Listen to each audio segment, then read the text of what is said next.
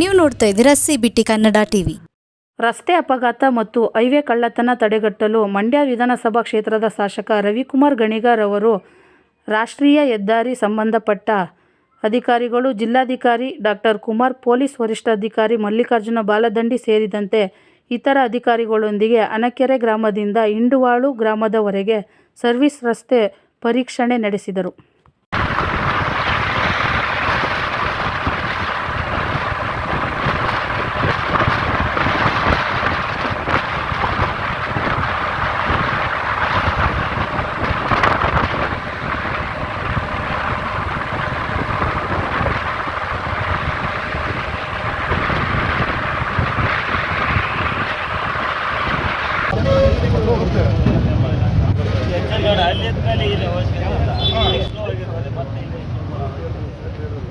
ಯಾಕೆ ಮಾಡ್ತಾರೆ ಅಂದರೆ ಆಕ್ಸಿಡೆಂಟ್ ಆಗಿ ಎರಡು ಮಾಡ್ತಾರೆ.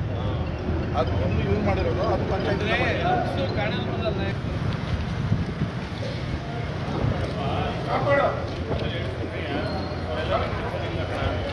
ಬರಲ್ಲ. ಅದು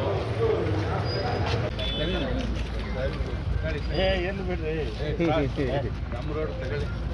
ನಿಮ್ಮ ರೋಡ ಒಳ್ಳೆ ರೋಡ್.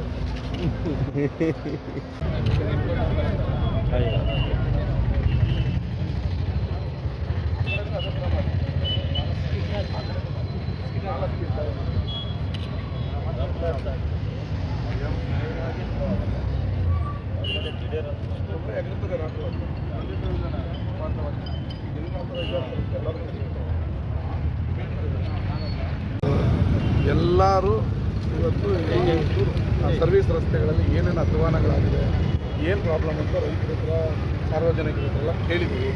ಮತ್ತು ಮೊನ್ನೆ ಒಬ್ಬ ಯುವಕ ಅವೈಜ್ಞಾನಿಕ ಅಂಶದಿಂದ ಬಿದ್ದು ತೀರೋಗಿರೋದು ನಮಗೆಲ್ಲರಿಗೂ ದುಃಖ ತಂದಿದೆ. ಮತ್ತು ಹಲವಾರು ಆಕ್ಸಿಡೆಂಟ್ಗಳು ದಿನನಿತ್ಯ ನಡೀತಾ ಇದೆ. ಇದನ್ನು ತಪ್ಪಿಸ್ಬೇಕು, ಶಾಶ್ವತವಾಗಿ ಮಾಡಬೇಕು ಅಂತೇಳಿ ಸೂಚನೆ ಕೊಟ್ಟಿದ್ದೀವಿ. ಎಲ್ಲೆಲ್ಲಿ ರಿಫ್ಲೆಕ್ಟರ್ ಹಾಕಬೇಕು, ನೈಟ್ ರಿಫ್ಲೆಕ್ಟರ್ ಹಾಕಬೇಕು, ಕ್ಯಾಟೈಸ್ ಎಲ್ಲ ಹಾಕಬೇಕು, ಮತ್ತು ವಿಷನ್ ಗ್ಲಾಸ್ ಹಾಕೋದಕ್ಕೆ, ಈ ಕರೆಂಟ್ ಲೈಟ್ ಎಲ್ಲೆಲ್ಲಿ ಬರ್ತಲ್ಲ ಅದನ್ನೆಲ್ಲ ಹಾಕೋದಕ್ಕೆ ಇವತ್ತು ಸೂಚನೆ ಕೊಟ್ಟಿದ್ದೀವಿ. ಮತ್ತು ಕೆಲವೊಂದು ಕಡೆ ಹಳ್ಳ ಇದೆ, ಅದನ್ನೆಲ್ಲ ಹೈವೇ ಅಥಾರಿಟಿಯವರು ಮಾಡಬೇಕು. ಇಮಿಡಿಯೇಟ್ಲಿ ಮಾಡ್ತೀವಿ ಅಂತ ಹೇಳಿದರೆ ನಾನು ಮತ್ತು DC ಅವರು ಕಾಲಕ್ಕೆ ಅವ್ರನ್ನ ಕರೆದು ಇಮಿಡಿಯೇಟ್ಲಿ ಜನಕ್ಕೆ ಯಾವುದೇ ತೊಂದರೆ ಆಗ್ದಂಗೆ ಆಕ್ಸಿಡೆಂಟ್ಗಳು ಇನ್ನು ಮುಂದೆ ಕಡಿಮೆ ಮಾಡಬೇಕೋಸ್ಕರ ನಾವು ಕ್ರಮ ಕೈಗೊಳ್ತೀವಿ. ಸಾಕಷ್ಟು ಹೋರಾಟ ಕೊಡ್ತೇವೆ.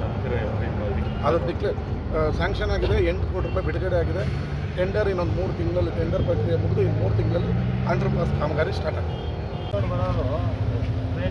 ಅಲ್ಲಿ ಹೋಗಿ ಹೌದು, ಇದು ಭಾಳ ತೊಂದರೆ ಆಗುತ್ತೆ ಪ್ಲೇಸ್.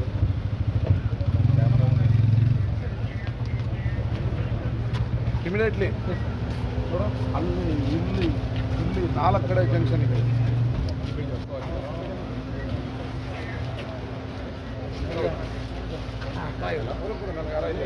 ನನಗೆ